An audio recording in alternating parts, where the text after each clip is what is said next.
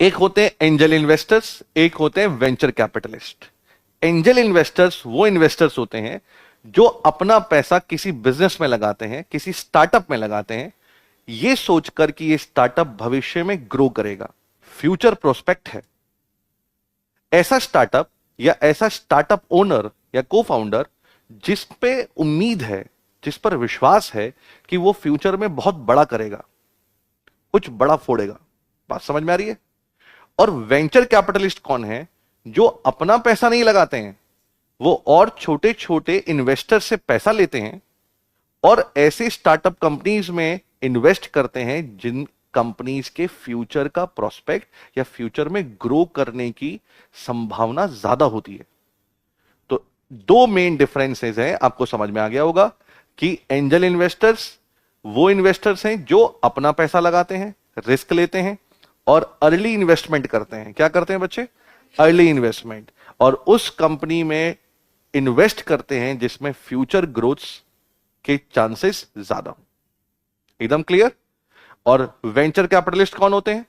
Venture capitalist वो होते हैं जो और छोटे छोटे इन्वेस्टर से पैसा लेते हैं और वो पैसा ऐसी कंपनी में लगाते हैं जिन कंपनीज में फ्यूचर ग्रोथ की जो चांसेस हैं, जो फ्यूचर ग्रोथ की संभावना है, वो बहुत ज्यादा होती है। बॉटल नेक, ये बॉटल है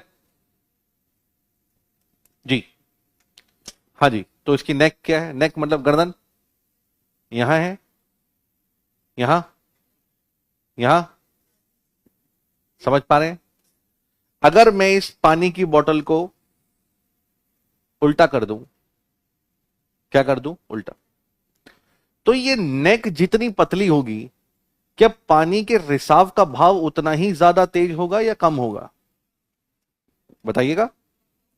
जितनी इसकी गर्दन पतली होने लगेगी तो क्या पानी का रिसाव उतना ही धीमी गति से होगा या नहीं होगा? इसका मतलब है कि अगर हम पानी को पानी ना समझें, गुड्स समझ लें, वस्तु और सेवाएं समझ लें, और इस गर्दन को मान लेते हैं इंफ्रास्ट्रक्चर। क्या मान लेते हैं? इंफ्रास्ट्रक्चर।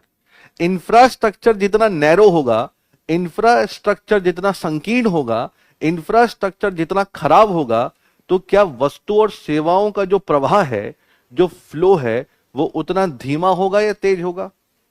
धीमा।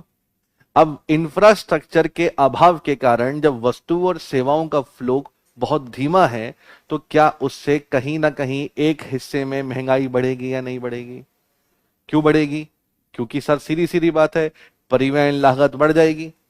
परिवहन लागत बढ़ेगी, एक समय से या एक जगह से दूसरी जगह वस्तु पहुंचने में समय लग रहा है, और आप जानते हैं टाइम इज मनी।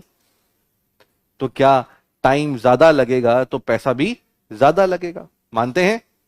कहीं पे सड़कें अच्छी नहीं है, कहीं पे सुरंगें नहीं है, कहीं पे फ्लाईओवर्स नहीं है, तो क्या वहां वस्तुएं पहुंचनी आसान होंगी या मुश्किल होंगी?